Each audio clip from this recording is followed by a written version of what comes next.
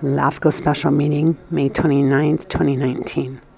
LAFCO Special Meeting for May 29th, 2019 to order. First item of business is the roll call. We usually do the pledge. Okay, I'll do that after. Oh, roll call? Okay, sorry. Commissioner Haggerty? Here. Commissioner Splendorio? Here. Commissioner Wieskamp? Here. Commissioner Thorne? Here. Commissioner Marchand? Here. Commissioner Miley? Commissioner Johnson? Here. Commissioner Halbert? Commissioner Valle? Commissioner Van Heater Leopold? Commissioner Pico? Here. Thank you. Please join Commissioner Pico in the pledge.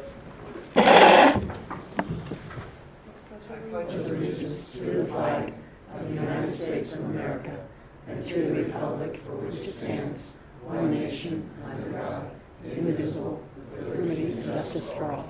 Thank you. That was well done. I've been to some meetings lately where it sounds more like a cold chant, so that went very well.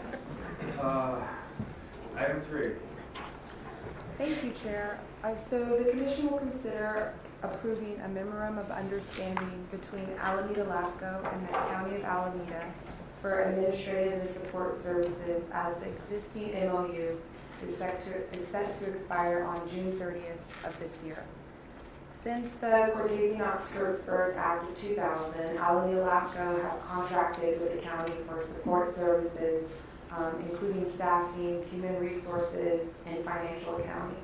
Over the past 4 years, the Commission has conducted multiple strategic planning sessions in which it has articulated affirmative goals on an emphasis on its status of its independence as a public agency, being an important mode and value and mode of operation. At the recommendation of the Commission, I believe at our January meeting, LAFCO has continued negotiations with the county and amending its MOU by forming an ad hoc committee. And this committee consisted of Commissioners Splendorio, Johnson, Commission Counsel, along with me, the Executive Officer. As a result of the negotiations, a few notable services to be provided in the MOU are the following. One will be that the county will provide up to 3 full-time staff members to serve on LAFCO as county employees, with specific job descriptions to be approved by the County Civil Service Commission. The county will provide LAFCO with office space separate from county agencies or departments, and to be located within county-owned or leased facilities. The county and LAFCO have identified acceptable interim and long-term office space for LAFCO to occupy at the county's Community Development Agency located at 224 West Winton Ave in Hayward. LAFCO and the CDA, Community Development Agency, shall enter into an MOU to memorialize this location and space. And also LAFCO will work with the General Services Agency to enter into a license agreement to memorialize the location and size of the space for the long-term space. The anticipated move-in date is expected to be July 1st of this year, and LAFCO will remain in the interim space as we negotiate with General Services Agency in drafting a proposal for the long-term space that will also include tenant improvements. The Commission will have the opportunity to review the GSA proposal in advance of committing to the long-term space and spending resources on tenant improvements. Now, the annual cost for the interim space, I have an approximate range between $30,000 to $35,000, and this is for 900 square feet of space. It would include the cost of utilities, use of furniture, equipment, as long as with meeting space and some other facilities. The reason for the price fluctuation is dependent on the level of services that LAFCO would require, and this would be negotiated with the CDA in determining that correct price. Commissioner Splendorio did perform a brief market inventory for the area within Hayward, and the price per square foot was around $2.60. And this is within the ballpark range of what LAFCO would be paying for this interim space. Staff has budgeted $25,000 for the new office space in our upcoming fiscal year budget, and we do have a $50,000 contingency that would cover the rental costs and support costs. The commission will also be given the opportunity to provide comments to the county administrator in regards to the executive officer's performance evaluation. That will be something new and identified in the MOU. The MOU will also explicitly clarifies that the executive officer will report to the commission on all LAFCO and policy considerations, while the executive officer will report to the county administrator and or its designee, which we have the county LAFCO have determined to be the community development agency director on personnel matters. And then the county will continue to provide support services from county departments such as the Auditor Controller's Office, the Assessor's Office, Registrar of Voters, the Clerk Reporter, General Services Agency, Human Resources, Information Technology, and Risk Management. And lastly, just an item to note, the term of the MOU would be 5 years, effective upon approval of both parties through June 30th of 2024.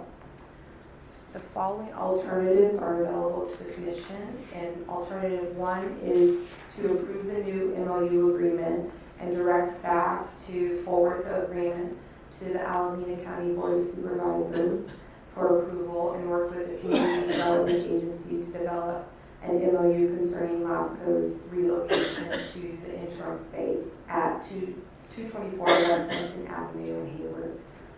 Or the commission can consider alternative 2, which is to continue consideration of the item to the special meeting scheduled, unfortunately, no later than next week of June 4th, and provide direction to staff. It is recommended that the commission proceed with alternative 1, and I will return the item to the chair for commission discussion and feedback. And I just wanted to note that County Representative Joni Patillo is also in the audience to answer any questions from the commission as well. And commissioners, I also wanted to mention that another addition to the MOU that wasn't in prior MOU is a conflict waiver with the Office of the County Council. This would ensure compliance with the rules of professional conduct. It would not change the operation of the Office of the County Council with respect to representation of your commission, but it makes clear that there would be a waiver with respect to dual representation of the county and LAFCO. The commission would waive any right to disqualify the office's representation of the county in any dispute between the county and LAFCO. And it preserves the ability of the commission to declare a conflict and appoint conflict counsel, and provides for a meet and confer process with the county to help determine when those conflicts arise, either under law or as an issue of appearance of impropriety. Your commission will recall that conflict counsel was appointed in the Staples Ranch annexation, and so we wanted to preserve the ability to declare that kind of conflict if the commission saw fit. Thank you for that. Joni, did you have anything you wanted to say? Okay, if there's anybody in the public wish to speak? Okay. Commissioners, any comments? Questions? Motion. I'll move this screen. Moved by Commissioner Johnson, seconded by Commissioner Scandorio. Is there any objection to the motion? I'd like to thank them for Okay, hold on. serving as a subcommittee. Good. Done it. Okay. I think they're great. I think that they were thoughtful. They met with everybody. We reached to a consensus. My goodness. Okay. I wish the rest of government would like this. ACTC pretty much runs that way. Is there any objection to the motion? Motion passed, no objection. Thank you. Item 5, the next meetings of this, first of all, Policy and Budget Committee. We'll be meeting on June 7th. The regular meeting will be Thursday, July 8th. So with that, we are adjourned to the special meeting. Thank you. What an efficient meeting, congratulations. The shortest meeting you've been to in ages. 15 minutes.